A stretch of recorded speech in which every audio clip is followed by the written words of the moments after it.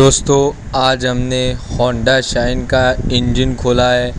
इसमें प्रॉब्लम ये थी कि क्लच की बेरिंग आती है इंजन वाली, इसलिए इसका पूरा इंजन खोलना पड़ा है। आप देख सकते हो ये इंजन खुला पड़ा है और ये जो मैं बता रहा हूँ ये इंजन है और यहाँ पे क्लच बेरिंग आती है वो गएली है। वो बेरिंग बदलने से जो गुड़ गुड़ से आवाज़ आती थी वो बंद हो जाएगी। ये ब्लॉक हेड है और उसका सामान इस तरह लगा हुआ है, मैग्नेट है ये। दोस्तों लाइक करो और सब्सक्राइब करो।